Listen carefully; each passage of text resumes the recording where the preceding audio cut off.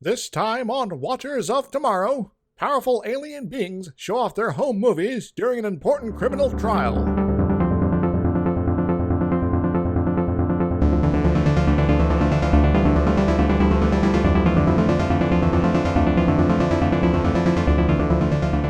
Hi everybody, I am Gepwin and I am joined as always by my friend Dr. Izix. Hi! And you welcome to Watchers of Tomorrow, where this week we are watching the third-ish pilot of Star Trek. Yes. It's also so many of these. The first-ish. Yes, the first-ish pilot that was chopped up and colorized and wrapped in a story frame and pushed out to the network. I think they were running out of money by this episode, and they just were like, hey, we got this expensive pilot sitting around doing nothing. We could just use that. And so they did. Yep, it's a clip show, but it's a clip show of things that we haven't seen yet, so okay, works out. Yeah, it's kind of unique in that fashion. I don't think I've ever seen something like that quite happen before in television at all. Yeah, I mean, it's almost unheard of, especially at this point, for a show to have actually gotten more than one pilot. So the fact that they had this unused pilot sitting around was unusual in itself. So I can see why they wanted to do something with it. So otherwise, just kind of going to waste. And well, it's like, well, we need a script. We don't really have the time to write a proper one, and we're kind of behind schedule already. So let's just kind of get this together, eh? Yeah, I mean, if you think about it, if it wasn't for Star Trek becoming such a phenomenon later on, no one probably would have ever seen this original pilot outside of the studio. Yeah. Would have been lost to time and space and gone the way of so many adventures of Doctor Who. All right, well, we should probably start jumping in because we had to do a two-parter this week. Yes. It's a two-part of the original series. Yes. They had another one planned, but then they were like, no, we're not going to do that. We're going to stick a stupid ending on it instead. And then everyone was just kind of cool and they left. Okay. Since we have like a weird flashback, we have a lot of new characters. Not all of them are even named in this, so I'm just going to go through the major guest stars, but it still gets a little confusing here. Yes. We have Shane Kenny as Fleet Captain Pike, who is distinct from Captain Pike. He's modern Pike, wheelchair Pike, who you probably have seen. He sits in the big black chair that's been parodied everywhere. And goes beep, beep.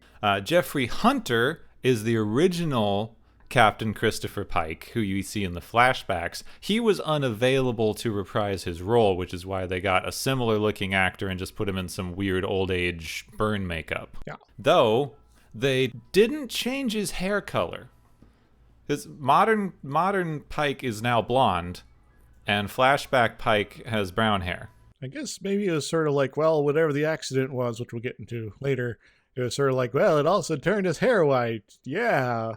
I guess, but it's not white, it's blonde. So I guess, yeah. So it doesn't quite work.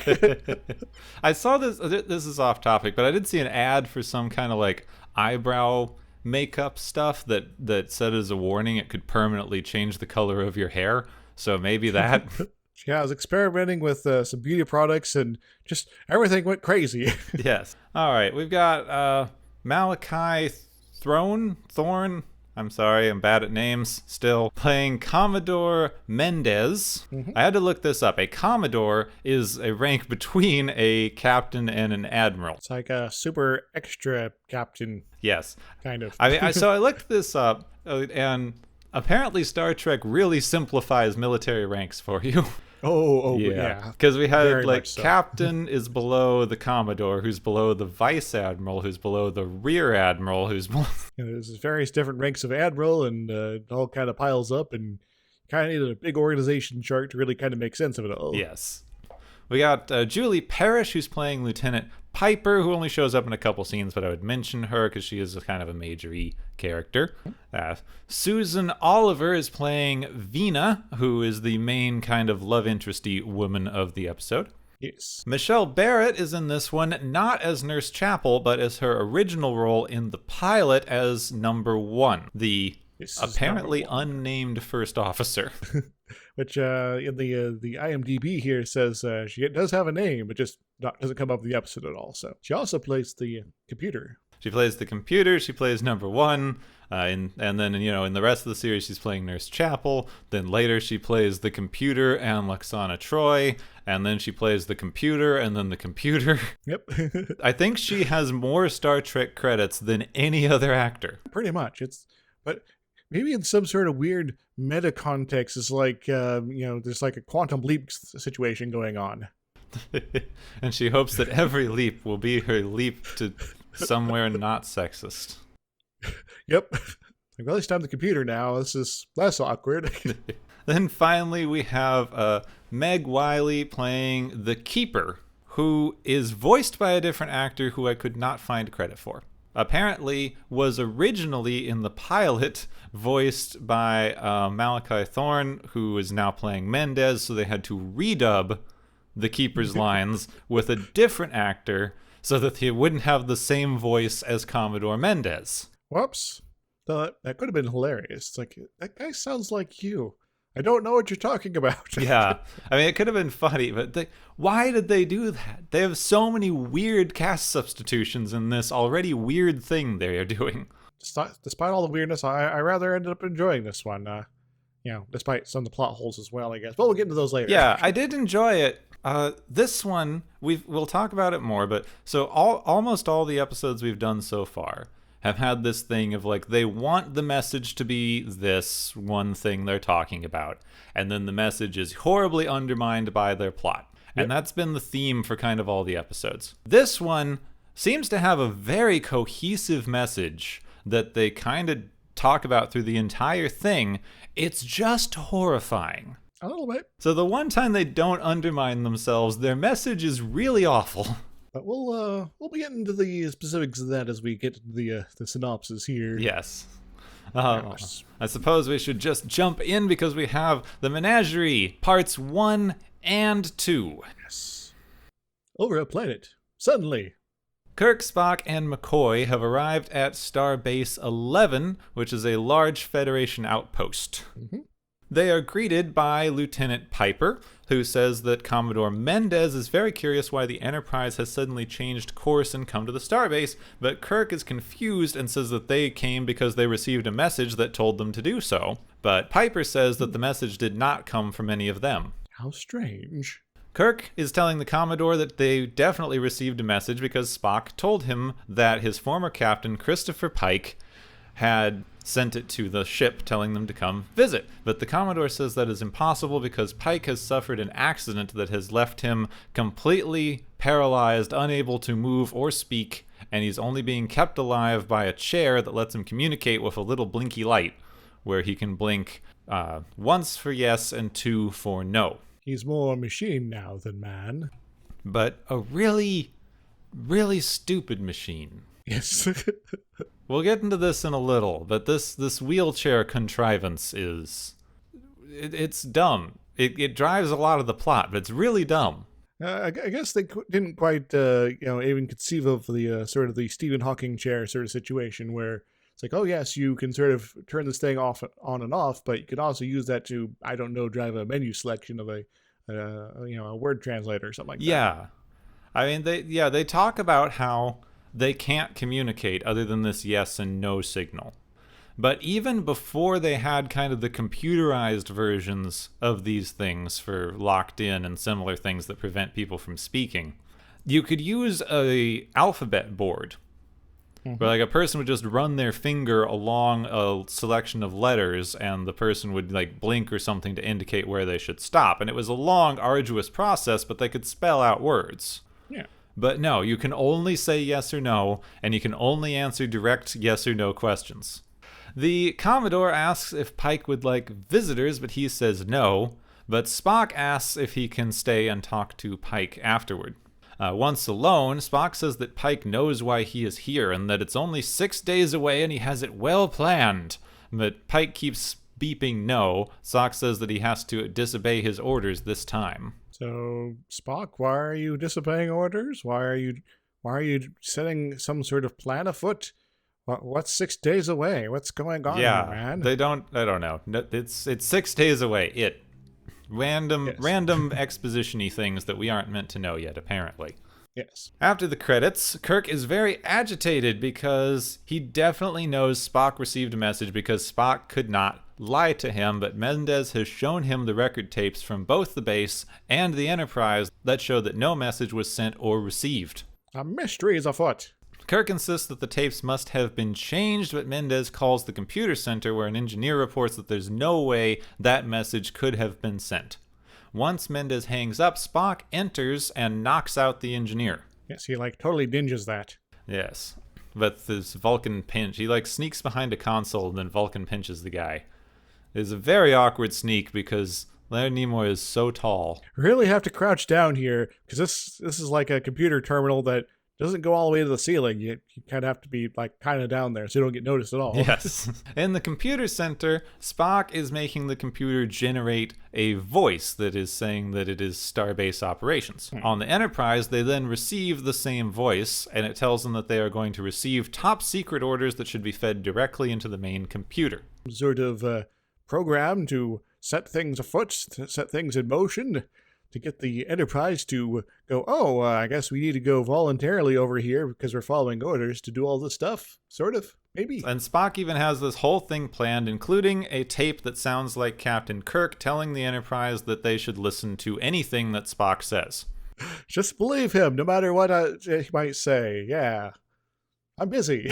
Meanwhile, McCoy and Kirk are watching Captain Pike, who just keeps blinking no over and over and over. McCoy says that Pike is very, very agitated, and he's almost, in fact, put himself into a coma because he's so upset about something, but they can't actually talk to him to figure out what's wrong. He complains that modern medicine has been able to keep people alive from anything, but they still can't connect machines to the human brain, but the brain is where all the life happens, and that Pike can think just as well as anybody else, but he's now trapped inside of a useless husk of a body. So it's kind of a nightmare scenario, really. Yes. A bit nightmarish. Kirk asks if Pike's agitation could have had anything to do with Spock, and he begins to wonder if Spock maybe actually did lie about getting the message. But McCoy says Vulcans couldn't lie. It's basically impossible for Vulcans to lie. Spock is half human. Yes. Maybe that is coming up, is boiling forward, is taking control for once. McCoy is no, really? Spock? Our Spock? As McCoy points out, that would just make Spock too embarrassed, and his human half is just buried deep inside where it can just fester and decay in a healthy way of dealing with your emotions. Just suppress them. They'll be fine. Kirk is agitated because someone is falsifying records aboard his ship and he doesn't know what's going on, and he says that he was going to suspect everyone, including McCoy, except McCoy's too dumb to pull it off. Maybe even you, McCoy. Never mind, don't even worry about it. I'm not sure how I should be more insulted on this. McCoy just then gets a call to go back to the Enterprise for a unspecified medical emergency. You gotta beam up, guy. It might be a hangnail or something. Mendez shows Kirk a top secret folder about a planet called Talos 4. It's a forbidden planet. Well, I guess the Altmary Dominion has interceded in Star Trek too, and just banned Talos all over the place. Apparently, going to Talos 4 is the last death penalty left in the Federation. And they actually do name the Federation at this point. This is the episode where you get the Federation. Should not be confused with the first Federation, which was mentioned in the previous episode, unless for some reason the Starfleet's sort of joined them for some reason. Or I don't know. Maybe this is the second Federation, but they only just, say Federation for simplicity. The only ship ever to visit Talos 4 was the Enterprise under the command of Captain Christopher Pike, joined by Science Officer Spock. How suspicious. Before we can get any more details, Lieutenant Piper discovers that Captain Pike is suddenly missing and that the Enterprise is leaving orbit. Well, we got Grand Theft Captain and Grand Theft Spaceship. These might be related. Grand Theft Spaceship sounds like a great direction for Rockstar Games to go. Just saying. I could go into exploits of tabletop role-playing games I've participated in. But the short version there is I once played a character that was their MO. Excellent. And now I'm getting an urge to play the old Escape Velocity games. Oh yeah, those are great. So back on the Enterprise, Spock has put himself in command, the computer is steering, and the navigator is sort of annoyed at this. I believe his name is Mr. Hansen. I think so, yes. Spock shows McCoy that Pike is on board, but he plays him a tape that is apparently from Captain Kirk that orders McCoy not to ask any questions. Well, Spock, you seem to be the guy that never lies. This obviously can't be a forgery. Definitely not. Back on the bridge, the navigator is reporting that they are being followed by a vessel that matches the size of a Starfleet shuttlecraft. Holy smokes, we got a shuttlecraft. They now exist. Apparently, though it's a weird-looking shuttlecraft and a star-based shuttlecraft. But Spock orders no contact be made and to maintain their present course. On the shuttle, we find Kirk and Mendez are trying to hail the Enterprise, but with no response.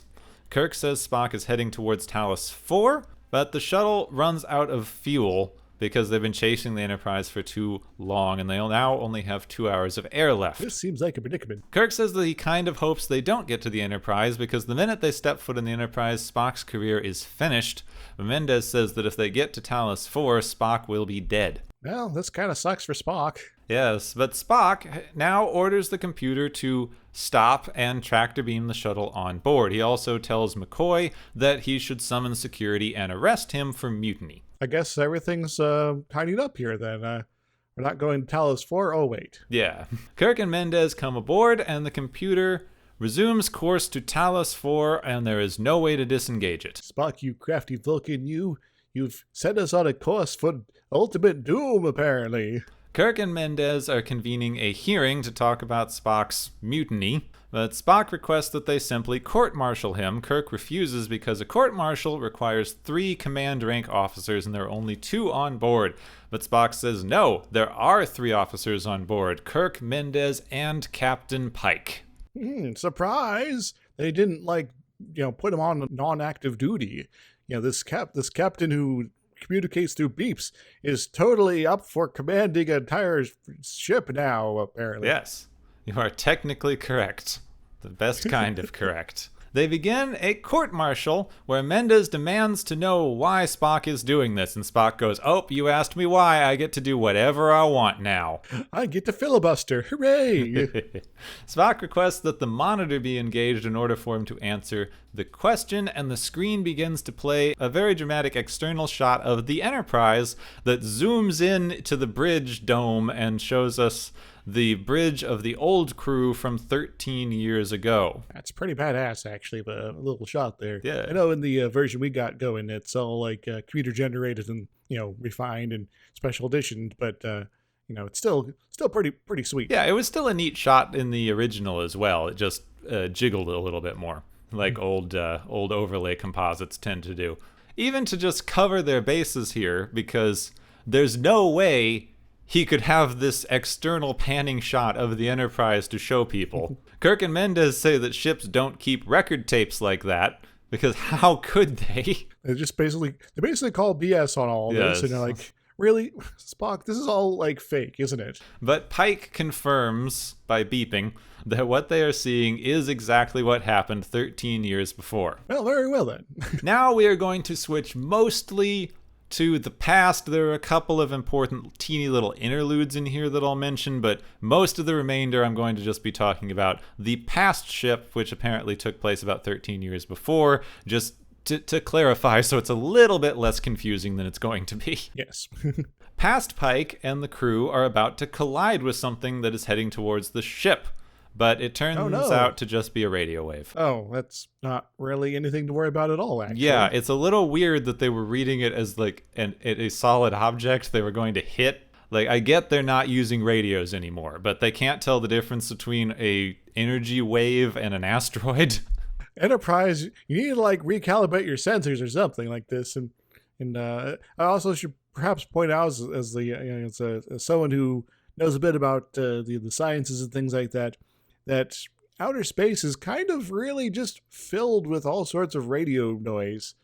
Stuff coming from stars, stuff coming from active galactic nuclei, just the plasma, adjustments of around planets even. It's all sorts of craziness out there. And so being mildly angsty about a radio wave coming in just at all, that would be basically sending you into a state of panic 24/7 if that is the case. Silly physicist. Everyone knows space is empty. The space is empty, and that's why, sound travels so quickly through it, right? Yeah. Everyone knows that. It just has to, the sound just has to fill up the void. None of this air to get in the way. Oh, the radio wave is apparently a distress signal from the TOS system that was sent about 18 years ago. Spock finds that the signal matches a ship that was in fact lost in that area 18 years before, but Pike says that they should ignore it because they don't have any confirmation that anyone is still alive, and they have their own wounded crew to worry about. They were just on an adventure of some sort, so they need to make sure that those people are okay. Yeah. As opposed to people that may be dead for 18 years. Pike returns to his quarters where he is joined by Dr. Boyes. He gives him a drink. Yep, it's martini time. I mean, it's kind of a good line. He says that people will tell their bartender things they would never dream of telling their doctors. He asks Pike if he's still thinking about Rigel 7. Pike says that of course he is because that's where several crew members died. Oh no. And he should have known that something was wrong. Instead, he got himself trapped in a fortress battling with a Rigelian warrior. That seems like a pretty badass adventure you went on here. Why aren't we watching that episode? I know. Why don't we get to see that one? Boyce says that there was nothing Pike could have done and he needs to stop holding himself to impossible standards. But Pike says, no, I was in command, you idiot. Taking responsibility for people getting killed is kind of what you do. But he's tired of it, and he talks about all the other lives he could have, that he could go home to live in idyllic parklands, or, he could go become a slave trader on Orion. Either of those. Captain Pike, what? You want to be a slave trader, an Orion slave trader? What the hell, man? Yeah, and he's like, no, there's a whole galaxy full of things. I guess I just mentioned trading slaves as, the thing off the top of my head. Are you trying to tell us something about the content of your character, man? Because this isn't really looking good for you. No. Spock reports that they have received a follow-up message from Talos confirming that there are in fact survivors of the crashed ship. Pike orders that they time warp to the colony. Oh no! I have to add another thing to my awards for later. Are we gonna have to sing? Not this time. Okay. Mendez, back in the present, says that he's impressed by Spock's imagination at manufacturing this, but he is only concerned with space law. Hooray, space law. Yes, space law. But Pike again confirms that they are seeing the truth and that they're going to understand what's going on soon. Don't worry, this is all exposition for what's actually going on here. You'll understand later. Yeah, they do this a lot. I'm mentioning this one because I like space law, but they come back and complain about this several times through here. Yeah, so we're practicing space law on our spaceship in our space. That's part of a space fleet. That's part of a space federation. That it's basically like a space episode of Space Law and Order. Yes. Though this one aside was put here to skip a intractably long scene of the time warping that they had in the original pilot, which I remember goes on for 5 minutes, way too long. Oh dear. Yes. So it's good that they cut that. Just sort of replace here. Back on the old Enterprise, they have reached Talos 4, and a landing party beams down to meet the survivors, where there's a whole colony of huts populated by old dudes. Cool. We got a whole colony of old dudes. Neat. Yeah. But then they are all surprised to see a very odd-acting woman suddenly appear, who the survivors introduce as Vina. Actually, they say, Vina. This is Vina. Her parents are dead. Oh, sorry to hear about that. That's not how you introduce people. Maybe we should be not focusing on the most grim aspects of the situation here. I just imagine if people introduce that way, it's like, this is David, his dog died. This is Ben, his dad's dead. Yeah. This is Cheryl. She has a terminal disease. This is Mikey. His kid is currently in the hospital. Isn't expected to survive the night. Cool stuff like that to talk about on first meeting people. Yeah, I mean, perhaps it would lead to a more open and accepting society, but we'll never know. I'm not sure how that would quite work, but seems like a good idea for a story, perhaps. Yes, you can that. work on that. In the meantime, we see that this scene is being watched by several large-headed aliens in a cave. wait a moment. So let me get this straight. So we're watching Star Trek, and in Star Trek, Kirk and the crew there are watching a monitor where they are watching some aliens watch Captain Pike and his people on the surface of an alien world. Yes, we're getting to some Inception level stuff here. Vina says that Pike appears to be a prime specimen, and that maybe it's time to show the captain their secret. Totally normal conversation. It seems a little awkward, but maybe they've all gone nuts where they've been here for so many years. Boyce comes and reports that all of the colonists are in exceptionally good health, and they say, oh, there's a reason for that. We weren't sure if we were going to show you, but Vina, go show them. And she leads Pike away to be trapped. Yep. 2 aliens appear out of a hidden elevator and knock out Pike and drag him into the elevator. The crew see this and try to shoot at the elevator, but it resists their laser attacks. Surprise, and your lasers do nothing. Back in the present, Commodore Mendez has received a report that is saying that they are receiving transmissions from Talos 4. Spock says that is correct, that the images that they have been seeing on the screen are being sent from Talos 4. I guess that explains why we're getting a recording of it. Yes. Unless Spock secretly, manufactured all of this, went to Talos 4 secretly, set up a transmitter, and then came back, stole the Enterprise, and got himself court-martialed. Yeah, we're getting a little convoluted here. This doesn't seem like a very plausible explanation. All right, moving on. Mendez says that now that Spock has had contact with Talos 4, he is going to face the death penalty. Kirk is finished for not preventing this kind of stuff happening on his ship, and, everyone's basically going to jail. Everyone sucks. Spock begs Kirk to let him show them the rest of the transmission because it'll all make sense after that. And this is where we break dramatically for part 2. Some angry music, and Kirk's left all alone, looking kind of pensive, and then suddenly, to be continued. Yes. Next episode, we get a captain's log that recaps everything we just saw. Mendez is upset that Talos is transmitting to them, but Spock says that they can't turn it off because the Keeper has taken over their screen. Surprise! Who's the Keeper? Is that the weird alien guys? Sure. Let's go. Probably, yeah. We then go back to the past where we see Pike is being held captive in a cell. The Telosians enter, and their leader describes all of the things Pike is thinking and is about to do, including throwing himself against the glass in a very condescending and superior way. These aliens seem kind of like jerk faces. Yes. It's like, I know what you're thinking, man. You're going to do this. You're going to say this, man. I know everything about you, man. Back on the ship, Spock is reporting that the planet is too barren to support life, so the Telosians must live deep underground, manufacturing their food and water. Number 1, who, as we remember, is Michelle Barrett, she hasn't shown up yet, so I mention it, says that the survivors were just an illusion. And Spock says that the Telosians' mental powers are probably so great that if they keep poking around down there, they could just reach out and destroy the Enterprise. Another crewman named Taylor says that they should go down there with a big space gun and just try to blow up that elevator. Sweet. Number 1 Space agrees gun. with this. All right, let's go laser our way in. Because they haven't destroyed us yet. They could have if they had these powers, right, Spock?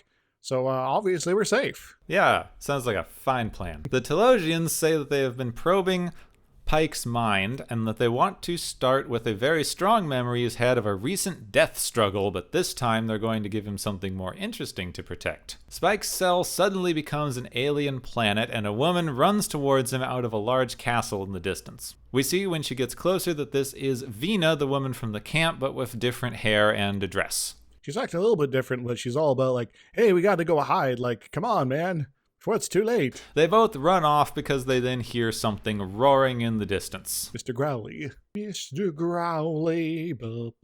Sorry. I don't know if I would have connected those. Back in the present, Spock explains that the Telosians can use their mental powers to make Pike live any reality they want. And even though Pike may know that it is an illusion, he has no choice but to work along with it as if it was really happening. It's like some sort of holographic deck system. With mind powers. Yeah, but less convenient, I guess, and probably doesn't malfunction as often. True. Just the people who are running it are just kind of, jerks. mean. Yeah. Pike and Vina hide from a very large attacker with an axe, dressed in like furs and things. But Pike keeps refusing to fight, Vina says that it doesn't matter if this is all an illusion because when they kill you, you feel it happening. When you die in the illusion of the real world, you still die, man. Come on. Well, it's not like when you die, you still die. It's like when you die, It hurts a lot. Pike grabs a weapon and goes to fight the D&D barbarian. Yes. He then impales him on a large spear, and he and Vina are suddenly reappearing back in the original cell. I got a rundown of the fight if you're interested in hearing. Sure, let's go for that. All right. So, Growler goes to the door and then comes back, seeing them. Pike grabs a mace. Growly attacks. Pike equips shield. SCI battle time. Activate. Pike uses a spear. Growly cuts spear. Pike uses props. Pike uses fake scimitar. Growly knocks Pike off set. Growly equips lady. Pike uses throw. Critical hit. Pike uses glaive as a pike as Growly leaps. Critical hit. Very nice. This has been our Real Play D&D Star Trek podcast. Pike starts to ask Vina a lot of questions, including, are you real? She does not really give him an answer, but she is desperate that Pike accept her and to tell her his fantasies, but Pike just keeps asking questions about their captors. Outside, number one in the crew have set up a really big gun and pointed it right at the elevator door. This looks like it'll probably work, right? Yeah, they fire. It induces Pokemon-like seizures in the audience. Oh yeah, that's what happened to me at that point. Sting, the rocks fall, heating up, and then I'm like, what day is it? But it did no damage to the alien's elevator. May as well have not shot the thing. Well, drat. Back in the cell, Vina explains that the aliens cannot control you. They can't make you do anything. But they can create illusions to trick you into doing things, and they can punish you if they don't do what they want. Inflict some sort of discomfort. The Telosians apparently moved underground after some sort of massive war devastated the surface of the planet, and to deal with life underground, they developed mental powers until they stopped caring about anything except for living in their own fantasies and even forgot how to maintain the machines that they need to keep themselves alive. This seems like a bad plan. Yeah. It also kind of reminds me of the second Planet of the Apes movie. I've never actually seen that one. I read the comic once. Short version is there's people that live underground. Yeah. I think that's a lot of things. At this point, Vina says that she is actually a real person and that they want them there to be like Adam and Eve. But the Telosians begin to punish her as she starts to scream and they make her disappear. Oh, poof. Pike is given a vial of food and he asks what will happen if he refuses to eat and just starves to death, and the keeper says he will be punished. Pike then writhes around in agony as an illusion of fire appears around him. It's very hell and brimstone sort of situation. Yeah. Pike then just drinks his food, but rushes the glass, which startles the keeper. And Pike says, that's interesting. You didn't know I was going to do that. You got startled. Maybe my primitive thoughts of hatred block out your telepathy. So the power of hate can win the day. Wait. Yep. But the keeper is too busy explaining that the girl, Vina, did actually survive the crash. It's just that she was the only survivor, not part of an entire colony. But they found her interesting and needed to find a male specimen in order to propagate the species. So we want more humans. We think they're neat. Yeah. I guess. They think humans are cool and they want to breed them. Like any normal alien civilization would want. Yeah. It's normal. Definitely normal. Nothing to see here. Instead of, trying to contact where they came from, it's like, hey, you guys seem pretty cool. Would you want to come hang out? Help us out a little bit, maybe? No? Maybe? Yes? Yeah. Pike's cell turns into a park with Venus setting up a picnic and a horse standing nearby. This is the idyllic scene that he was describing of home earlier in the episode. Oh, yes. The small town, the parklands, and horse rides and green pastures forever. Pike keeps refusing to engage in the illusions, and Vina's upset because they will punish you if you don't. Got some very nice torturing happening here. Yeah. After pressuring her more about how he was able to surprise the keeper before, she does say that primitive emotions like hate block out their mind reading, but that you can't keep it up forever, so there's really no point. Well, you're eventually going to run out of willpower, so, I do have to maybe interject that's maybe not a very good argument. It's like, okay, you've surrendered to a certain little bit for a little while because you're just exhausted. But, so you play their game for a little bit, and then you recover, and you're able to fight them again. Also, we all know how incredibly difficult it is to keep hating people. It's just so hard to keep hating people who have you imprisoned and torturing you. Just keep hurting you. You're gonna start to like it at some point, right? Yeah, maybe for some people, you're getting too kinky. yeah. Speaking of, Venus says that home is not working for Pike and they should try something else. Pike is then transported to a Roman-looking room with Vina is now a green-skinned dancing Orion girl. Oh my, it's bordello time. Yep. Back in the present, Kirk tells us that this is an Orion slave girl, and Mendez comments that no human can resist their animalistic wiles or whatever. It's just, yeah, we got Orion slave girls. Girls are green, and the conversation is really awkward. We get this really cringy captain's log where Kirk says that the aliens keep showing Pike Vina in many more exciting forms, and that Pike is weakening. Kirk, we know you're a horn dog by this point, but this is important. This is a mutiny trial, man. Come on. Yeah. On the ship, Number 1 is planning to beam down inside the Telosian community, but when they try, they only transport Number 1 and the other woman who was going to beam down. Vina is incredibly upset that they have brought in 2 more women. She goes, "No, let me finish. I was almost done seducing him." His willpower was breaking. I was convincing him that I was not only actually here, but maybe he could just, chill out, dudes. Yeah. Pike suddenly just checks the weapons of the 2 women who came down, but they're both dead. The weapons, not the women. Oh, yeah. It's the weapons and the women are dead. Oh, jeepers. This is a terrible idea to beam down, huh? The Keeper shows up and says that Pike now has a selection of women to choose from, but Pike keeps yelling about how he wants to hurt the Keeper and kill the Keeper, but then doubles over in pain as the Keeper punishes them and says that wrong thinking is punishable, but right thinking will be rewarded, like how you train animals. Dang it, we got 1984 and, animal abuse here. Yep. Except it's humans. Human animal abuse. Stop keeping people as pets.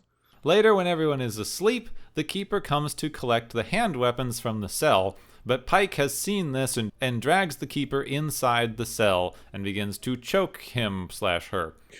Yeah, you didn't remember to put illusion up about your hand going into the cell, dude. Come on. Yes. Pike fires one of the weapons at the window and it does nothing, but he says that he believes that they're just creating an illusion that their guns don't work, and that he should test it on the Keeper's head when suddenly the window has a giant hole in it. I guess you've called my bluff here.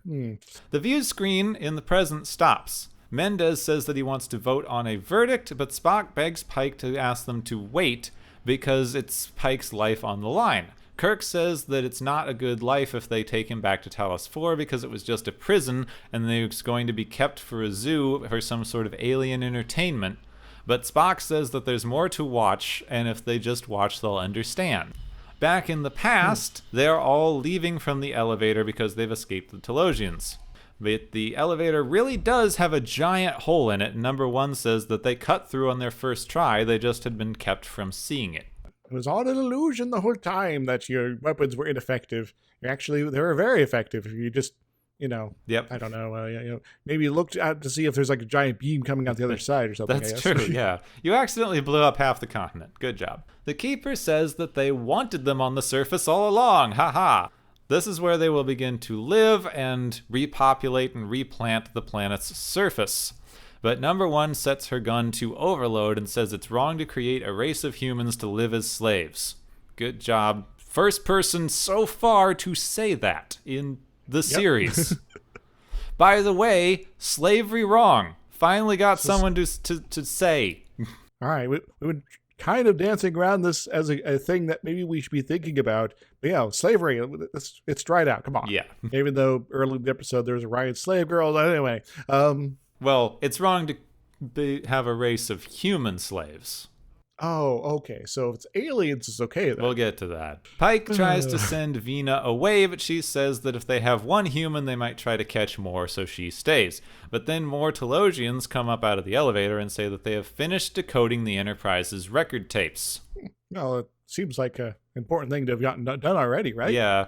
they have discovered that humans show a unique hatred for captivity. Oh, you think? Even if it is pleasant and benevolent captivity, which this wasn't. Nope. It's like, yeah, we're going to like torture you when you don't like enjoy your pleasures.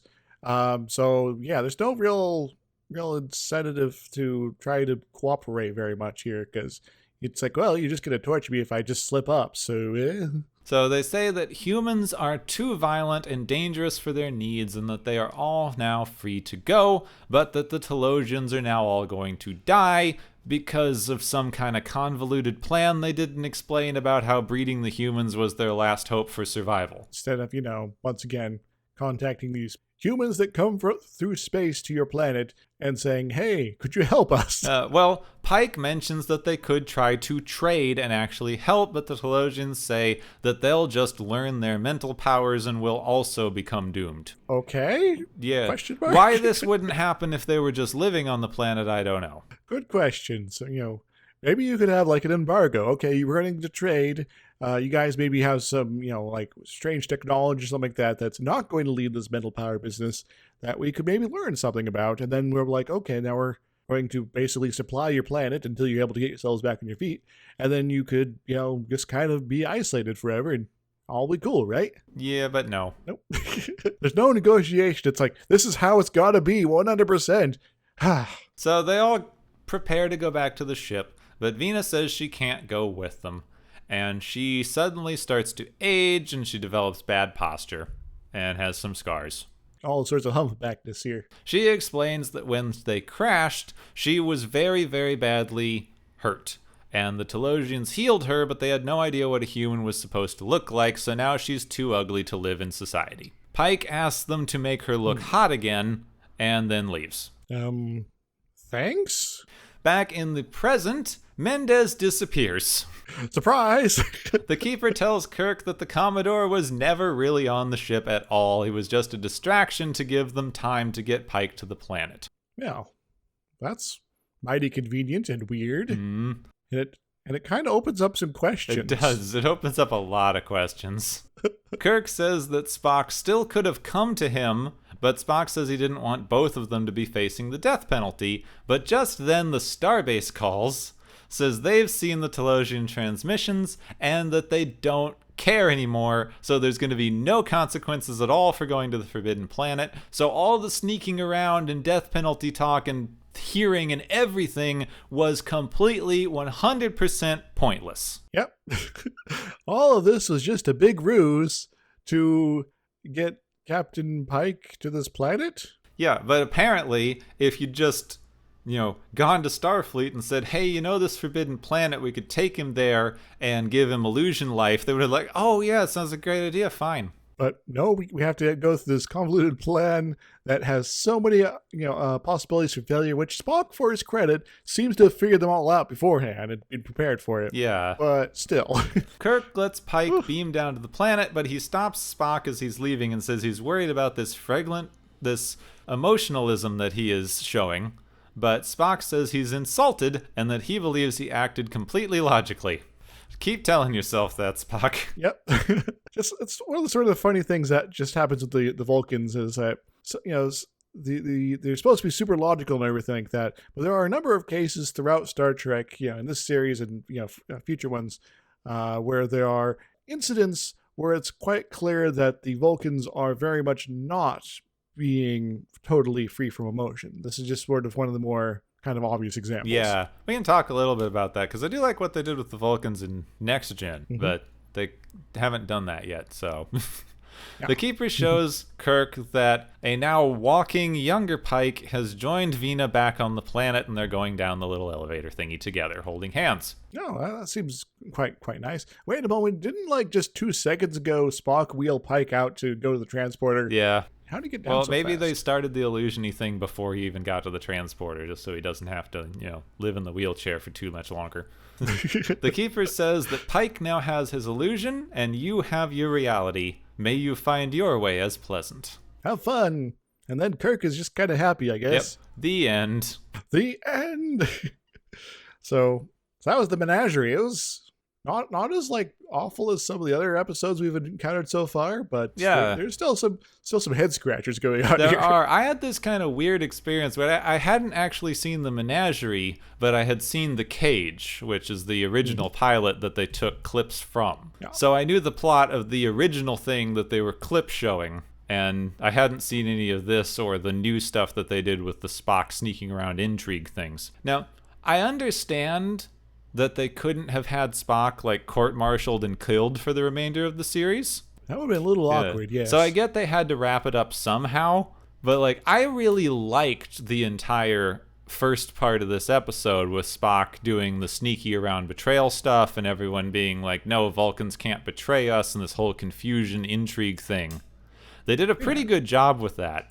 And to just have it all kind of swept under the rug right at the end bothered me a little bit. Oh, and that's just all forgiven, falsifying records, lying, theft of a spaceship, all that. Yeah. Not only that, but the entire 2 episodes is framed around putting Spock on trial for this thing. And then right at the end, they're like, oh, yeah, we don't care. Well, I'd like to maybe think that the Telosians maybe had a hand in that. They maybe gave the Starbase a maybe edited version of their of the transmission, so that they're like, oh, this is actually super cool. Spock is actually acting totally rationally, and you should really forgive him, guys, and doing everything in their power to sort of make it kind of work out, because they're just kind of nice guys for some reason in the present. Yeah. What's really weird to me though is they had this whole thing already set up with Mendez being there. Mm-hmm. So like all they had to do was at the end have him be like swayed by the nice emotional thing that Spock is trying to do for Pike, and have him vote not to court-martial him. Yeah. Just have that happen at the end. But instead they do this weird thing of like, oh yeah, Mendez was an illusion for no reason, and but everything's fine anyway. Which just seems like a unforced error. Yeah, like what? It's a weird thing that they wrote in that was unnecessary, that didn't seem to have. It created a problem that they then solved in an awkward way. So that was just weird. But anyway, that's enough nitpicking, I guess, because there's some actual things to talk about in this episode. Well, I do want to touch on very quickly that the fact that the Benedet's illusion gets on the shuttlecraft with Kirk at the starbase implies that their mental reach is that far, several light years away. Yes. So that means that potentially the Telosians could have been manipulating events from the very beginning to get as many people to come to their planet as they liked. Yeah. But they didn't. See, this is the weird thing that I feel like they didn't do with any of the illusion stuff. Because they have this kind of great idea of the how do we even know anything we're seeing is real? Yes. Which is a philosophy thing that we've had for ages. You have the Descartes stuff.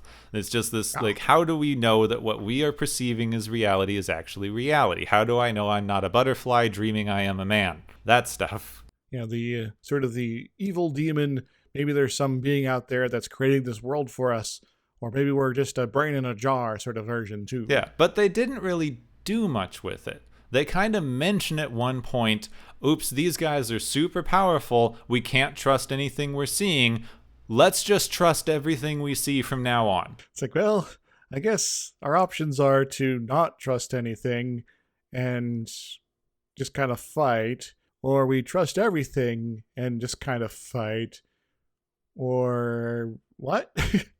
It just doesn't seem like a very good set of options they're not even really considering either of them, honestly. Yeah, I mean, you could say that. They could just say, like, we're not going to be able to get anywhere questioning every single thing we think is real, so all we can do is behave as if what we're seeing is reality. Be obstinate and resistive as to the charming aspects, and just kind of putting up with the unflattering stuff here. Yeah, but they didn't even mention that.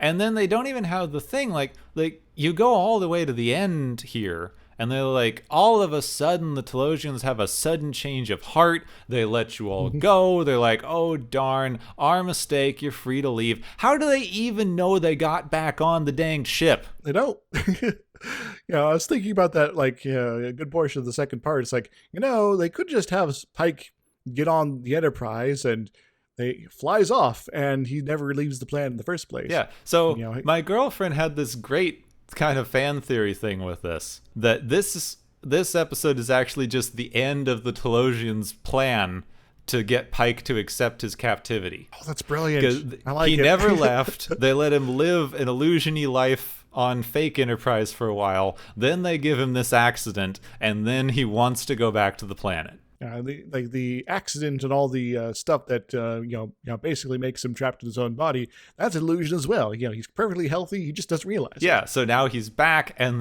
he's illusioning that they're rebuilding the Telosian society, but he's actually doing the rebuilding of the Telosian society, which is what they wanted in the first place. This will explain all the sort of like head scratchers and all that fun stuff completely away. This is all Captain Pike's fever dreams here, effectively. So now we wind up, I was just looking this up the other day for fun, but now we've wound up with all of Star Trek is actually Pike's illusion created by the Telosians. And then on top of that, all of Star Trek is also in that kid's mind in Saint Elsewhere. And just Yep. Layers upon layers. So which one is more dominant, the Telosians or the Saint Elsewhere kid? I wonder. Yeah, this is what happens when you start thinking too much about this illusionary stuff. I guess that's why they didn't bother. It does, as I sort of hinted at before. You know, the illusion stuff also, harkens forward in a way to all the stuff with the holodecks and things like that. There's a number of good episodes in like TNG era, especially where there's they sort of have the holodeck trap sort of situation going on, where they're like I forget the name of the episode where like Riker, I think it was. It's like, oh, you lost all your memory. It's now years later, and here's your kid, and things like that. And it's like, well, this is kind of weird. I'm going to have to get used to this. I've lost an entire section of my life. Oh, wait, this is all hologram. Yeah. It really made me think of the second Next Generation episode with Moriarty. Oh, yeah. Because so people who aren't familiar, they at one point accidentally create a sentient holodeck character, kind of modeled off of Moriarty, the villain from Sherlock Holmes. It's, computer, create us a villain that can defeat Data. Yeah, that's not a good thing to ask the computer to do. Though apparently it's really easy through the wrong set of commands to accidentally make the computer create a super intelligent sentient AI. Yep. It just gets more and more powerful as time goes by. So in the second episode, they like accidentally reactivate his program, and he takes over the ship and wants to basically escape the holodeck, and creates all these layers and layers and layers of holographic illusions to trick the crew into thinking they're actually on the ship when they're not, and that he can leave the holodeck through some kind of weird like force of will thing that he's made up. And then even just at the end, they tell him that they've found a way to transport him off of the holodeck and into a shuttlecraft, but what they actually did was transfer his program into another simulation that's just running in its own kind of independent computer program, where he gets to happily explore the galaxy as much as he wants, even though he doesn't know he's still living inside of a computer program. Basically, he's playing Minecraft for Star Trek. Yeah.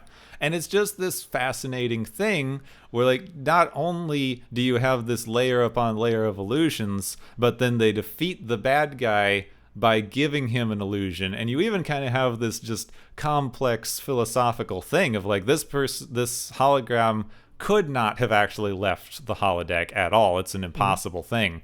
So yes. Is it better to make him think that he gets his wish even though it's fake? As far as the better for the crew in this particular case, their options are either trap him in this thing or die. So for them, specifically, it's probably not a very much complicated choice. But in the longer run, once the ship is out of danger, to having persist in that sort of existence, unaware of a state of being, that's a little bit more of a tricky moral question. Yeah, but then even at the very end of that episode, Barclay is still paranoid that he is still living inside of a holodeck simulation. It's like, oh no, which might explain Voyager. Yeah, that's true. So anyway, that's like, I keep comparing these. But I run into these things where, like, every time I see something that was done badly, basically in any science fiction, I can think of an example of how it was done well in Next Generation. It's like Next Generation learn from all the mistakes. Yeah, I'm really kind of curious because I have my own views on what the kind of horrifying points of this episode were. But I'm kind of curious how much, if that was just like me coming from my own experiences or not. So I kind of want to know what you believe their kind of overarching point of the episode was. Well, they seem to be, focusing a lot on this notion of captivity. Is it right to keep people and illusions or not? And the whole, you'll be rewarded if you behave. If you don't, you're going to be punished, and all that sort of stuff. There's kind of comes back to that end bit of keeping humans is wrong, kind of glossing over the things where they're not. They sort of like, oh yeah, and there's also this other slavery over there, but we're just not going to talk about it. But this. So yeah, I guess that's is for me is sort of the main thing they're trying to sort of demonstrate a message on is don't keep people like this. Quite a good vibe there as far as the how the aliens are behaving in respect to it. I guess it sort of comes back to the notion of sufficiently advanced aliens are going to be, kind and peaceful and everything like that, and know everything about psychology, etc., but they don't really kind of do that. They seem to be like, well, we're just going to treat this obviously intelligent being like an animal. We're going to try to, and not only that, but in the sort of the most ham-handed, I'm going to, obviously the only way to make it behave is to punish it when it misbehaves sort of fashion, as opposed to a positive reinforcement sort of mechanism. Yeah, so I got a lot of that, but then you kind of hit on the end there, where the overarching thing seems to be it's wrong to keep humans specifically in captivity. Yes. Anything else apparently fine. Humans are uniquely adverse to being kept in captivity, which not correct. And then the aliens are like, well, just humans are bad for this, but it sort of implies that there are other life forms out there. This would be perfect for them, right? Yeah. But so it's wrong to keep humans in captivity unless they are disabled. I guess to try to maybe defend it in some way, which I don't want to, but it's like, okay, Captain Pike, you're effectively trapped already. So this is not any different? Maybe. Kind of. Except one, they're not returning him to some sort of this was not a gilded cage scenario. No. This was a torturous compound. Yes. So you're basically returning him to his prisoner of war camp. Because he's, trapped in his own mind. So we can give him this illusionary life. So I get what they were trying to do with that. Is it better to, live in a reality where you are trapped in your own body, or live in a fake world where you can do whatever you want, but it is an illusion? But they didn't do that because they returned him to this horrible torture scenario. Yeah, it's sort of like, well, okay, so we have you back now, and you seem to be getting along with our illusional paradise for the time being. But what happens when Captain Pike's like, well, this is all great, and I'm thankful for having body autonomy at this point, but there's some things about it that I don't quite like. Oh, you got wrong think now. We're gonna make you suffer. Oh gosh darn it. Yeah. The other problem that you hit is Vina, who is not trapped in her body. Nope. She looks slightly different than other people. We couldn't describe it really well here, but yeah, she basically has, I apologize because I do not know the proper medical terms for this, but she basically has a hunchback. I'm not sure what the actual medical terminology is for that, so I apologize if that's an outdated term. I just don't know it off the top of my head. But I should look at that myself. Yeah. Apologies. But you hit up on a thing here. There are people who look like this. I knew someone in Arizona who had this. So there are people in the world now who look like she does in this episode, as this is a horrible deformation that will make you unfit to live in society.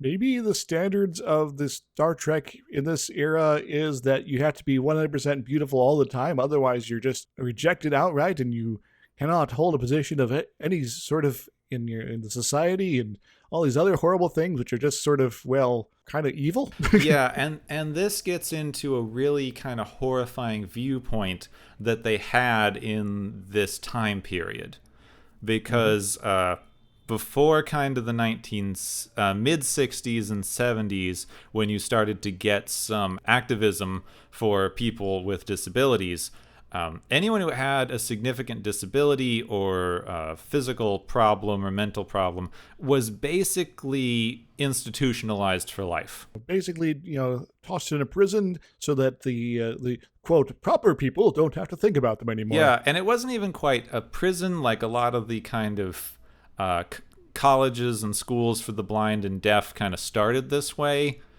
Some of them, I think, have gotten better now. There was some kind of reform stuff going on in the 70s. I believe there's some colleges for the deaf that are really, really good, upstanding institutions that are actually nice to their students and foster a really good sense of community within those groups.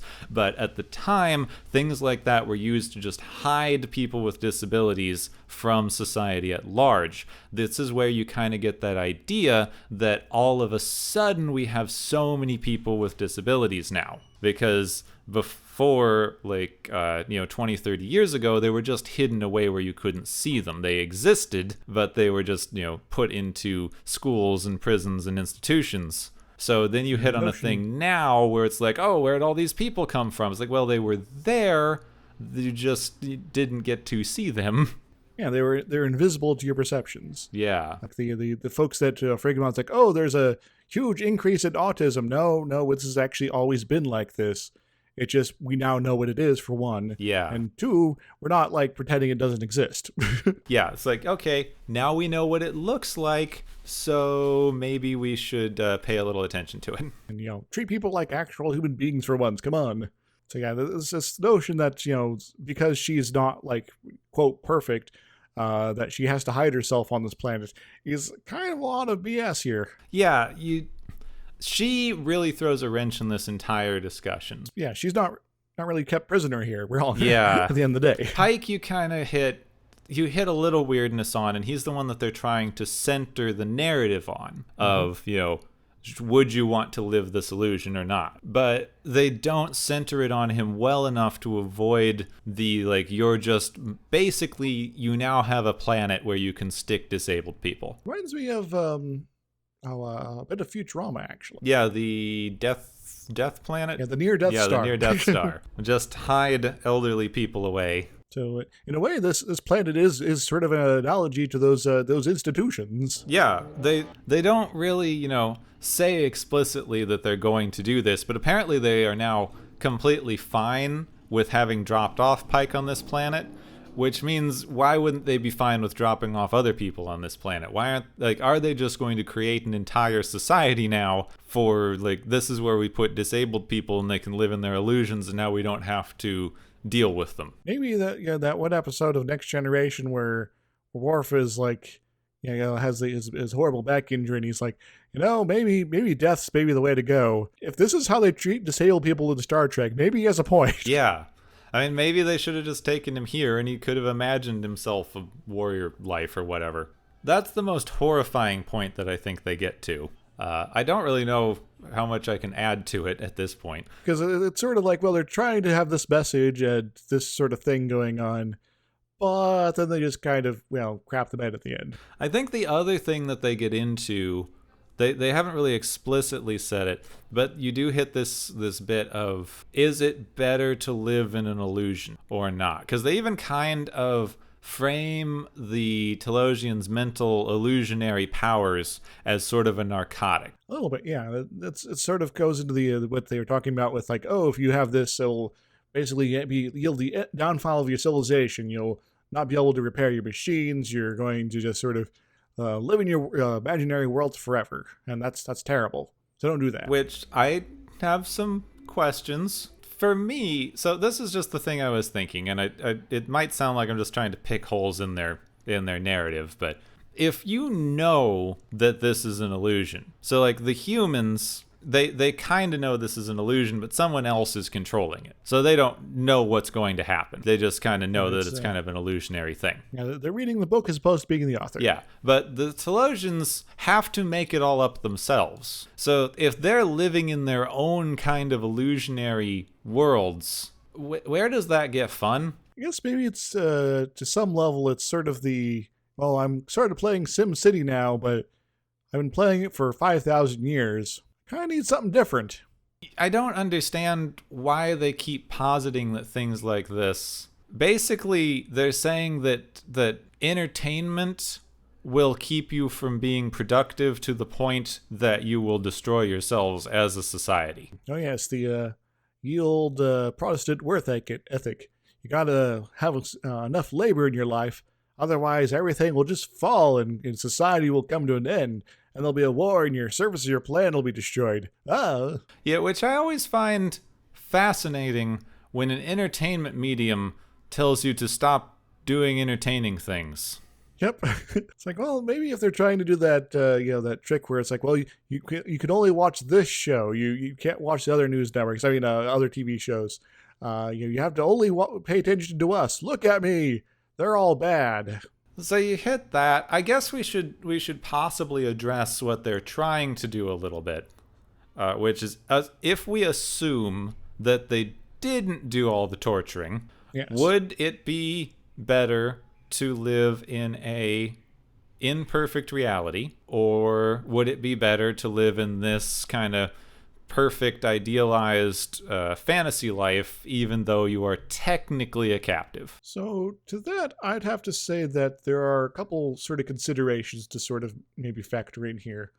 First off is in the imperfect reality, there's the Captain Pike specific situation of, am I able to enact my will upon this imperfect reality in any sort of meaningful fashion at this point? If the answer is clearly no, then it's probably a good strong argument for the illusion in that case. Because if my interaction with the imperfect reality is kind of pointless, then what's the point? Sort of situation, which is kind of unfortunate. But it's like, well, at least the illusion I'm living somehow. Yeah, I mean, I guess you kind of hit on kind of a personal value judgment. Mm-hmm. How important is it to you to know that you're kind of living in reality? Which they did handle a bit better in The Matrix. In The Matrix, it's like, in these, for the characters we see, like if they have the choice to interact with the world in one versus the other, yes, they could have a lot more power of the personal, physical sort in the one universe. But in the other universe, there is, it's all so much more real. There's more that matters there. Yeah. And in something like this, I feel you could make an argument. It would have to be on some sort of personal level. But you can make an argument that we all kind of don't really live in a world that we have that much control over anyway. The world has gone mad, but it's always kind of been like that. Yeah, so. Well, it's also this kind of thing of we now live in such a large, complex, interwoven society, the actions of a single individual often have very little impact. No. So if you could get away with, living in this way, why wouldn't you? And arguably, we let people do this. Like, I'm kind of thinking of, I forget, about a year ago, I think, Hugh Hefner died, and they were running all these stories about how he kind of framed his life in this sort of, for him, idealized, sex and debauchery sort of thing with his Playboy mansion and being surrounded by young, attractive people all the time and just basically using his wealth and power to do whatever he wanted and never having to worry about reality or consequences or how he affected other people. He made use of his personal, influence over the world to create his own illusion. And we generally, as a society, consider that fine and dandy. It's kind of this thing of like, well, you've earned it. Like if you've made enough money to separate yourself from the problems with reality to that extent, then we consider that fine. I think we only hit a problem when it's in something like this, where we put a big value judgment on it because, oh, you're living a non-real life, but you haven't earned it. didn't make the dollar monies, so you don't quite deserve it. So we're going to be upset now. Yeah, but again, just kind of in a personal value judgment.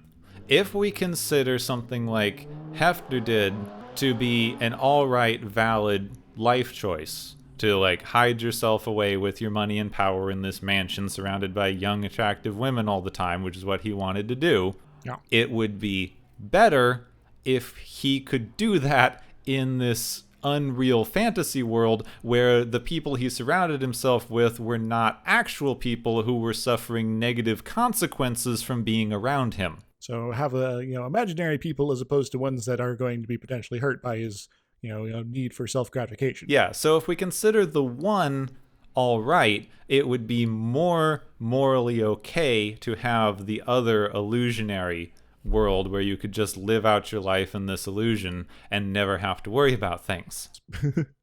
I guess, though, for my particular position as far as general moral philosophy goes, is that there's a need for a bit of moderation. It's like, yes, it's okay to have an escape to sort of take a break from reality, and engage the world of the purely fantastic. But at the end of the day, the needs of reality, the moral imperatives, which I feel strongly about, are still going to be there afterward. So they need to be returned to and engaged once more. Otherwise, I am basically denying an important thing that matters to me. Reality does matter, and I need to be exercising my will upon it. So some illusion would be okay, but perpetual, no, for me. So are you kind of talking about the moral imperative? Yes. All right, so that you have a moral imperative to kind of exert good things into the world just as a member of society, you have an imperative to act positively on that society in some way. Because I do not personally subscribe to the notion of the philosophical zombies. That one I'm not as familiar with. Well, it kind of comes back to that whole illusion thing, Descartes and all that. The philosophical zombie is this idea that the people around you aren't necessarily thinking living beings themselves. That they, kind of going back to that, I can only know about myself, but these other people, I don't really know. I just seem to interact with them in this world of perceptions. But, I can't be for certain that they're actually conscious beings. I don't subscribe to that at all. I think it's, a bit of a cop-out, honestly, but I'm not going to go into the full rundown of sort of my thoughts there. But since I don't subscribe to that sort of notion, then I have internally understood that the world is full of people like me that are trying to get by, and the goods of my survival is effectively as equally important as the goods for the good that is done for their survival as well. So that's kind of an interesting one, because that would suggest that it is only not morally okay to live your entire life in an illusion if you can be certain that your interacting with society is creating a significant amount of moral good. If you can demonstrate that your interaction was creating a net positive, it would arguably be more morally right to live your life in the illusion and remove yourself from the society. So if I'm causing problems, maybe I should just leave. Yeah. I mean, you could also hit kind of an argument just positing this, but if living in the illusionary life took fewer resources than living in a normal societal way, you could consider it a more valid choice to improve society as a whole. Well, I would also sort of argue that in that particular case, you are still exerting your will upon the greater world by making this choice in that fashion. That is true, but you can't really make any choice without exerting your will on the world. Yes. So I guess it kind of comes down to the specifics of your situation in some cases. Yes. I think this one is probably going to come down a lot to a very personal choice on your own morality. Yes. That's sort of one of the reasons I decided to frame it in that particular bit, because it's sort of one of those things that's like, well, this is kind of an open question. People, the solipsists are like, yeah, the world just kind of doesn't exist in the first place. I'm the only thing that might be real. maybe. Interestingly enough, just as an aside, that just happens to correspond with this stuff I've been reading recently on theory of mind articles, which is it's just the general idea that you hit a certain developmental stage where you realize that other people are entities that have their own thoughts and emotions and feelings that you can predict but not necessarily fully understand or comprehend. You can psychohistory a certain degree, but you can't reach into someone's head and just sort of pluck out their thoughts. Yes. Unless you have a giant brain. I was reading, I'll just get into this and complain about it a little bit since we're here. There was just an article where someone was making an odd argument that theory of mind does not actually exist because you cannot create perfect predictions or understanding of other people. Yeah, they were arguing that the fallibility discounts the theory of mind, which I think is just stemming from a very large misunderstanding of the theory in the first place. But it was a odd article. Yeah, it's so I think I need to address this myself now. so in science there is theories that are put forward that explain physical phenomena in the world. Such as the Newtonian theory of gravity. And these work very well until we realize that there is a flaw in some fashion. And then it's like, okay, we are fallible, so we're unable to conceive of the possibility that punches a hole in this because we just didn't have the data at all. And we didn't, create a thought experiment that would just sort of summon up a possibility of this, so we have to sort of maybe make some amends to the theory. But we are now in a better position to create a new theory that improves upon it or replaces it or whatever, and then we just kind of move on. Just because we are fallible, though, doesn't mean we can't do that. That just doesn't make any sense whatsoever. So like, well, I am imperfect, and thus I should just give up. There's no hope, and so there's no reason for me to be trying to do anything, good, bad, or whatever. It just sort of, I just have to not exist. I have to enter the illusion and just sort of forget all this. Yeah, and also the theory of mind is just the name for a developmental stage that you hit. It's, I think around 3, generally, and it's not really an actual theory. It's just a name for a developmental stage, which I've actually heard defined as forming hypotheses about what other people think. Yeah. Which just means you have the ability to now realize that other people don't think the same way you do all of the time. Well, maybe this is the problem with the author of that article. They skipped that stage development. Possibly. But anyway, that is a completely unrelated rant, other than the fact that we're talking about like entering other people's minds in this thing. Yes. I also wanted to bring up the notion of the philosophical zombie because one part of the episode, Pike was sort of like really doubting if Vina even existed. Given your the fan theory framing you did there of this is all illusion, that the entire episode was illusion, not just the parts when he was in his cell there. It still is a possibility that Vina never existed in the first place. Yes. I guess it makes sense if they wanted to set up a breeding colony that they would have a male and a female, but they really don't do anything. Again, it's just them not doing anything with the illusionary premise. Because he begins by going, "How do I know you exist?" And she just says, "Well, I do." And he goes, "Well, okay then." Oh, okay, that's fine. It's settled. Moving on. Would an illusion be able to lie to you? Let me think about this. No, for some reason I'm going to say no. Yeah. I guess in a certain way, the illusion is kind of framed as just the metaphorical prison walls, and the people in that prison are either obvious illusions like Mr. Growley, or not obvious illusions like Vina, even though she does have illusionary components. Yeah. They're just sort of like just roll with it, guys, I guess. And you do kind of hit this idea of, is it ever okay to keep someone in captivity if you make captivity pleasant enough? And I actually don't know. I kind of have this sort of general moral alignment that as long as you are not doing damage to someone in some way, you're generally fine. Now, you get into how you define damage, which causes some problems. Like, does the fact of a captivity always create some form of mental damage? It probably does.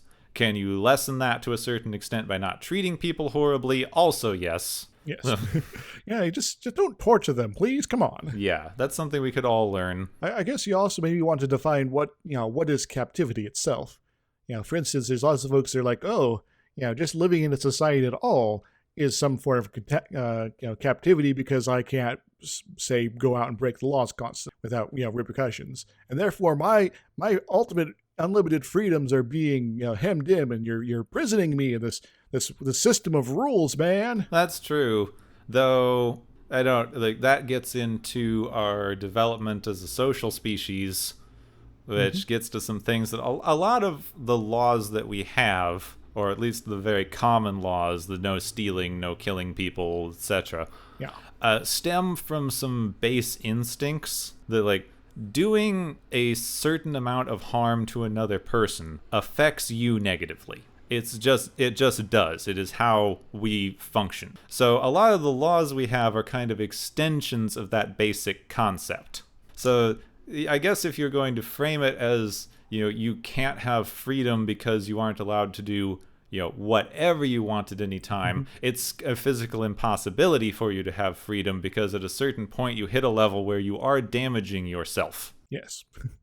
There does come to the point where, it doesn't really matter what society or other people are doing, or, even, with the complex portions of your, the world around you, there is that physical aspect to the situation that you are causing a cause and effect, that, yes, you are technically doing what you have, intended to do, and without, intention of getting recourse, coming back at you, but you're still going to be harming yourself in this process. You're effectively torturing yourself. You could make an argument that you should have the right to self-harm, but you still, I don't know, I feel like if you keep extending this more and more and more, and you wind up eventually hitting just a physical limit, and then, like, trying to define the extreme physical limitations as where you should put the limits on things gets ridiculous enough that the argument becomes fairly unsound very quickly. But guess what? If you lived in a world of illusion, then those physical limitations no longer necessarily apply, man. That is true. See, I pulled it all the way back around. For those who are seeking the ultimate freedom, maybe the world of illusion is the better option than basically throwing yourselves at the physical limitations of the world and society in order to get what you want. Yeah. Yes. No, I guess you do kind of hit on an idea that we've kind of talked about before, of your kind of instinctive need to contribute to things and society and better yourself. As a social animal, we have some very basic instinctive needs to do things that improve the lives of those around us. Yeah. Now, you'd get rid of a little of that since it's two of them. You would have at least another real person there. I think if you knew that everyone around you was not real, you would hit into some the loneliness things. Like, you'd hit kind of a crisis at some point. Like, well, all these people I talk to, they're just completely made up. They're fake. They're the pointless, visions of a fever dream here.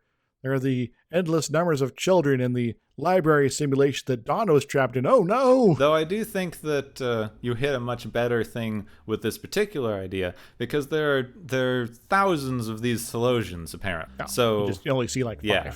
Maybe so 4. Even if everyone that Pike and Vina wind up interacting with appears human, they're still being controlled by a sentient being. So it would be a lot more like playing a video game. Yeah, so everyone has their avatar. That just the only class you can pick is human. So Well, apparently not, because you get the Orion slave girl. Oh yeah, human-ish. Something that will entice a human. There we go. We kind of glossed over it a teeny bit, but you do hit this thing where so far we have had 2 episodes that have shown how okay everyone is with slavery in this universe. Yep, isn't it really awkward? It is very awkward. It also, I had this weird realization in the way that they are framing the society outside of the Federation at this point. It's sort of medieval, brutish, very wild, all sorts of taboos that even the 60s are like, yeah, that's kind of not cool. Just everywhere apparently. Well, it's Buck Rogers. Yeah. They have the Buck Rogers universe with a Star Trek ship flying around in it, keeping order, apparently. We're basically being the squares to the action adventure situation going on there. Cool. Which is just weird. It's very Edgar Rice Burroughs. You have it's like sword and sorcery in space with like Roman Empire stuff. Like it's basically an Edgar Rice Burroughs story, but with a Star Trek ship in it. And it's very weird and disconcerting. It's like someone else wrote the Star Trek bits and then another person wrote the exterior universe that they exist in. Well, I guess to a certain degree, some of that might be coming from just the internal biases of the authors themselves for these scripts, because it's like, well, this is sort of how Star Trek or the science fiction in general has been through most of the recent history. This sort of pulpy sort of feel to it. Sure, we're doing something a bit different with these characters with this kind of established rules to it. But this is still going to be the default universe out there, right? Yeah, it is kind of just the science fiction zeitgeist you had at the time. So I guess it can't help but slip in a little bit. And I guess it's going to be interesting as we go on. I'm sure that there's probably going to be sort of a slow evolution from, pulpy sci-fi into more Star Trek-y stuff. We got a little of that this episode because this is the first time we actually see the wider structure of the Federation that the Enterprise exists inside of. So there's this government, it has rules, it has people of various ranks above the captain. In fact, it's not just Kirk on a fever dream kind of wandering around through space. Yeah, you have people who are giving him orders, you have general rules. You had this is like the first general order we get is don't go to Talos 4. Yes. If you go there, you will die. Yeah. So we're starting to get a little bit of the wider structure that we are more familiar with from the remainder of the series. I'd say this is maybe sort of a tipping point in a way as far as that universe building stuff goes. It's like, we just had hints and echoes of something out there that's just not really well defined. But now it's like, oh yeah, well now there's a world out there. It's not just we're at a planet and something weird happens. Yeah, and it's interesting that they took out so much of it from the original pilot. Because most of the world building that we get, there's a decent amount of world building in the original pilot with his kind of home park-ish thing there. This, slave trading Romanesque society that he winds up in briefly. There's a decent amount of world building in the original pilot that didn't get put in afterward. I would also like to point out, because about the time he was having the fight with Mr. Growley, this protracted combat sequence with swords and maces and a barbarian-looking dude, I was remembering how this pilot got rejected for being too cerebral. Yep. Isn't that weird? I was going to bring that up. It's like, so how did this not get the series, but the second pilot did? Yeah, when they just had like the one fist fight at the end. They said there wasn't enough action in this one. What? The only thing I can think is the action bit was an excuse, and Michelle Barrett has always been right that they just didn't accept her in a command position. Yeah, I think that seems like a more reasonable explanation for what's going on. Yeah. It's depressing, but it seems more believable, given there's a decent amount of action stuff in this episode. They blow up several things. He kills a guy. I guess this didn't want the dancing slave girl thing either, so there's a little bit of that. All right, well, we'll cut that out or reduce its scope or something. Come on. So you have an entire episode about how this woman is trying to convince Captain Pike to sleep with her. So and they always sort of do a euphemism. It's like, yes, Adam and Eve, as opposed to we're gonna bone at some point, right? Yeah, it's very sort of the euphemism of the time sort of situation. Well, this was a much longer two-parter episode than we normally have, so I guess we should start to wrap things up, else we're going to get into another really long one. So should I hit up my my awards, or do you want to go for trivia first? Well, I don't have that much trivia, so I guess some awards first, and then if you have any trivia. So first up is the Fake Paradise Prison Award for well, it's an illusion and it's a prison of sorts. So yeah, it really fits the description.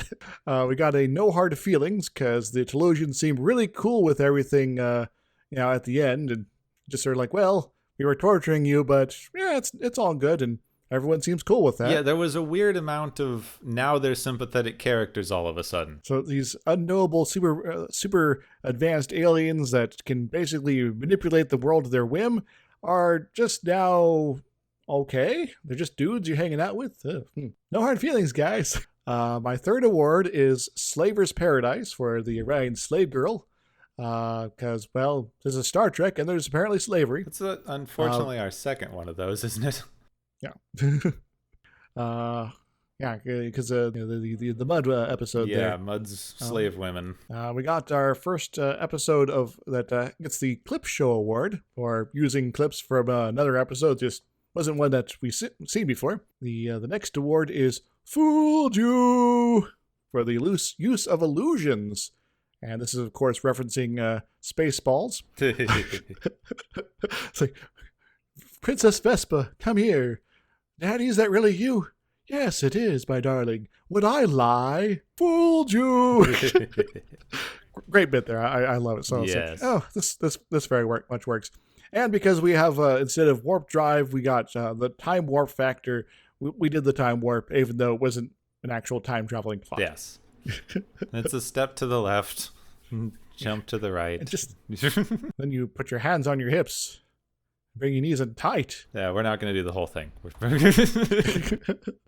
I can sing the whole thing if you like, but yeah, that could be a different episode. That's technically science fiction. Yes, there's antimatter beams and flying houses. Mm-hmm. It's pretty sweet. They do some Frankenstein-y stuff. Make me a man.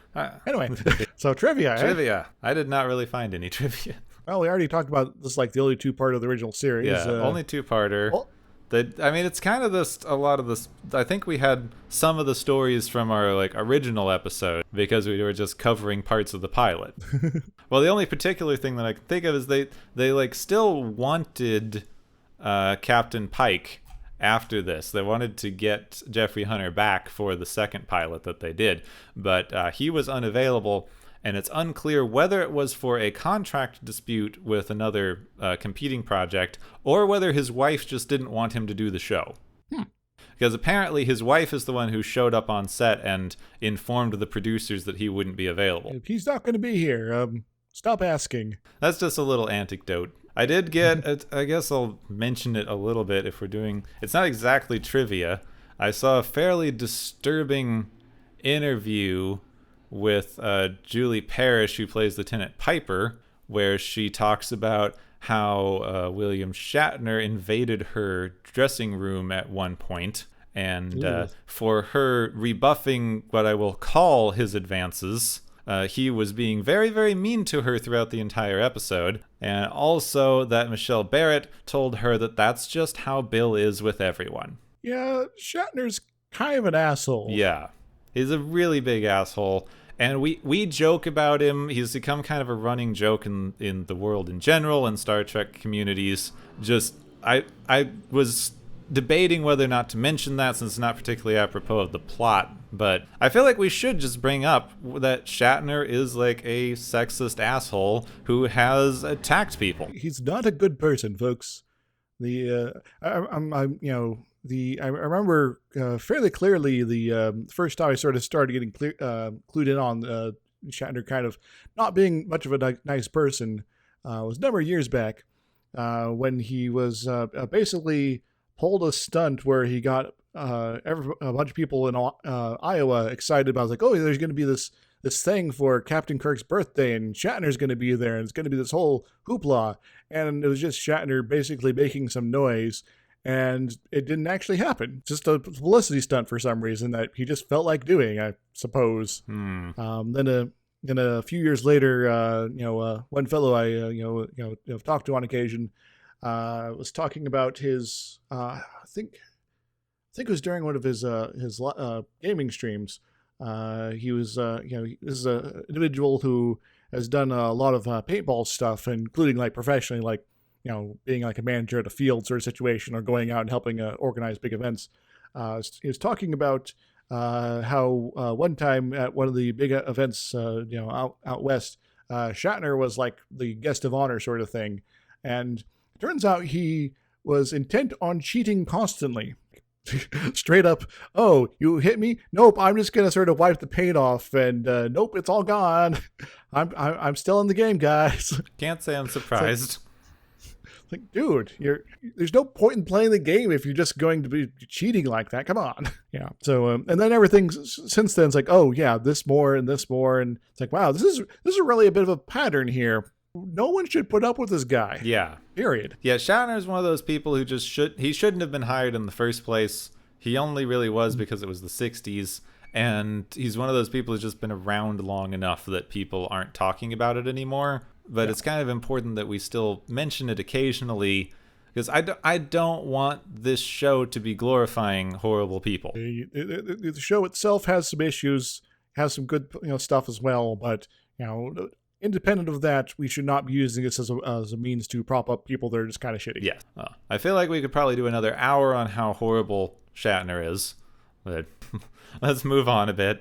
Other trivia bits, McCoy, Scotty, Sulu don't even show up in the second part. No, they don't. Despite like McCoy being a doctor and like there being a guy that maybe should have a doctor show up occasionally. Captain Pike there and just making sure he's okay. Just kind of vanishes. It's an interesting one where you do get two women in this show. You don't have Rand or Chapel, but you do have Michelle Barrett as number one instead of Chapel. So I guess technically there's two women in this episode, or two of the main women, because you did get the other yeoman in the past, and then Piper, the lieutenant on the starbase. Yes, the yeoman and the lieutenant that I don't think we ever see again. No. I think that was about it for this episode. This is the Menagerie, and an interesting little ride here. Next week, we get to the conscience of the king.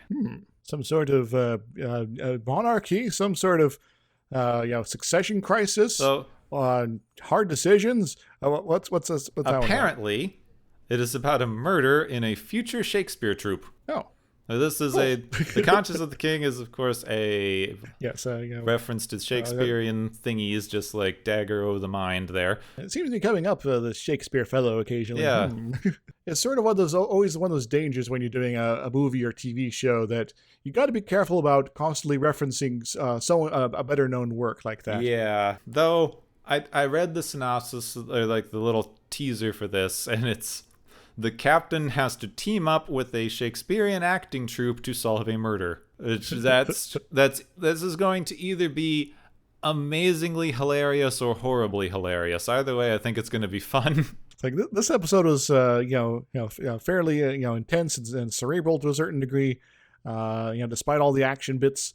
But this one sounds like it's going to be more silliness. Yes, and probably a lot of Shakespeare quotes. Oh, but before we wrap up too much, I do want to say that I was quite impressed with the map paintings in the Menagerie here, especially of the Starbase situations. Like, yeah, that looks like the future of the 60s back there. That's pretty Yeah, sweet. They did have a lot of great sets, including apparently the, I didn't really mention it, but there's kind of a main hallway outside of Pike's cell on the Telosian compound that is forced perspective the entire way down. So it's almost flat. Apparently at one point in the episode that was cut, they had children dressed as Telosians wandering around at the end of the hallway to kind of keep the perspective thing going. Sort of a Willy Wonka sort of a hallway from that one bit. Very much that. Just keep going forward. Fun with set design, which is also how the engine room is designed, to make the engines look like they go on for a very long way. Nice. What you can do with the camera lens is kind of crazy. Yeah. All right. Well, you guys can join us next week on Watches of Tomorrow, where we catch the conscience of the king. And hopefully that's all we catch. Hopefully not a cold, I'm meaning. Next time on Watchers of Tomorrow, Kirk has to look into witness tampering of the murder sort.